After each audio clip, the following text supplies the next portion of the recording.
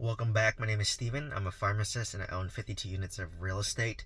So, a question I had in the comments, which I thought was a great question, was how do I balance between cash on cash return or cash flow versus long term equity?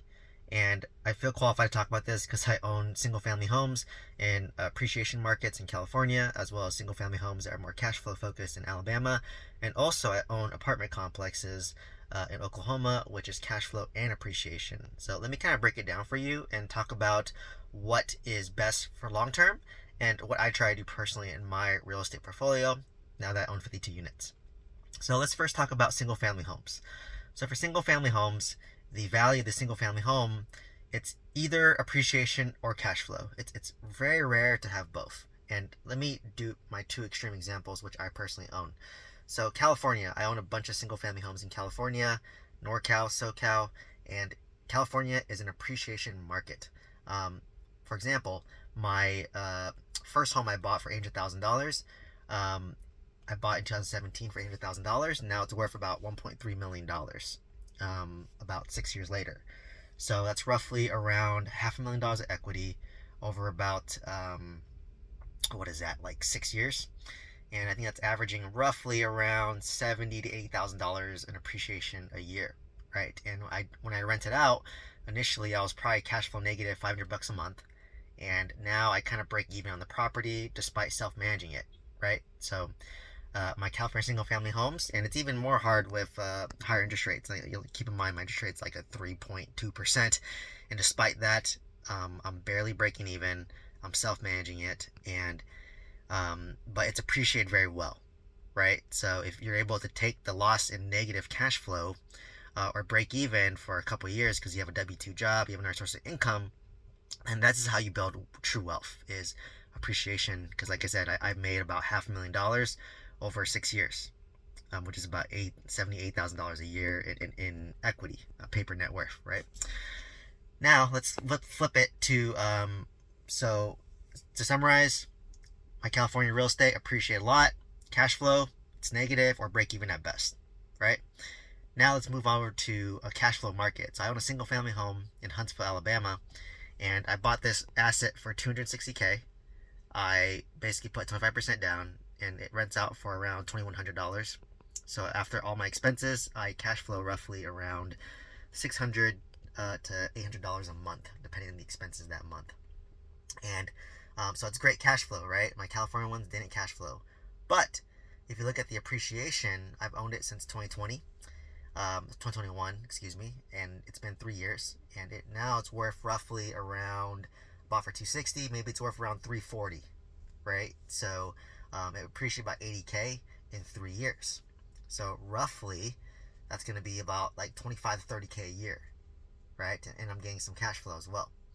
So it's really that balance, right? That you need and see, and it's more, it's a little mixture of both, right? Like in 3 years I made 80K in appreciation, versus in California just 1 year I made 80K, right? So um, it's a balance, and obviously buying a bunch of California single family homes that are cash flow negative, it's not sustainable long term. So you have to balance them out, right? So that's why I own in appreciation markets like California, and I balance it out with cash flow markets in Alabama. That's why I have both. So I'll give an example. Let's just say I'm negative $400 a month on my California real estate. I buy Alabama property that I make $800 in cash flow. The $800 in cash flow will cover that $400 loss. So I'm net positive $400. So that's how it's called portfolio balance, right? My appreciation single family homes is covered by my more cash flow single family homes. So that's what I personally do for single family. Now let's go into multifamily, and this is where it gets juicy.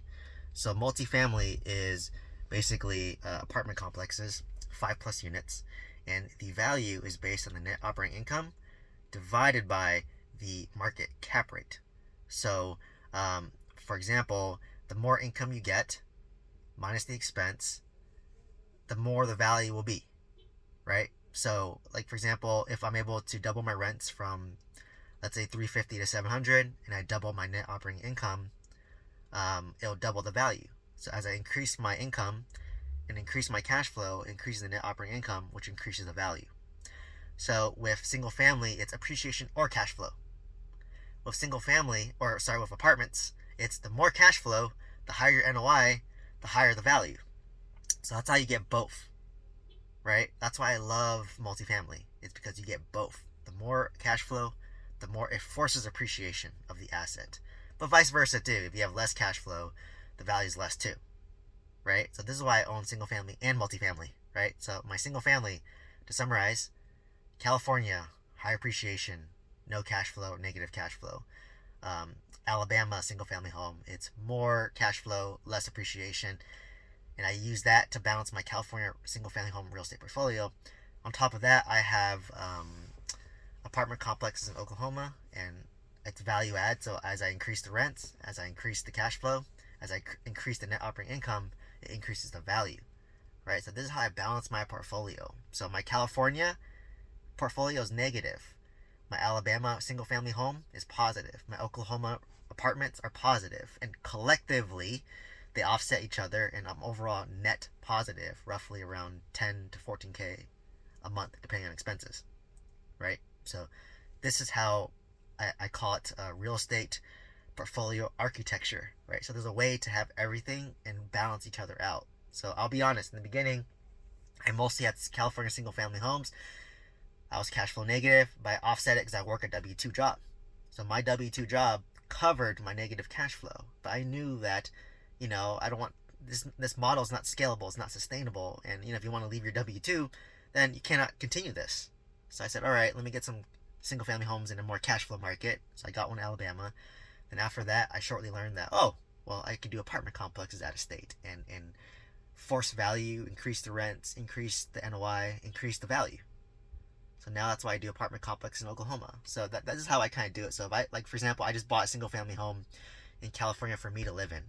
And obviously, because I'm living in it, it's cash flow negative, right? I think my total all-in cost for my new home, it's about $7,400 a month, including property tax, insurance, utilities, HOA, high interest rates of like 6.5%. I only put 5% down, so obviously my loan's gonna be higher. But as you can see, it's I'm more cash flow negative now, and like buying a primary residence is a personal decision. It's not the greatest ROI, right? But it's more for my lifestyle. I've worked hard, and you have to reward yourself too. But now that I'm more cash flow negative, so remember, my rental property portfolio might net 10 to 14K. So if now I'm paying, let's just say, $8,000 for my primary residence.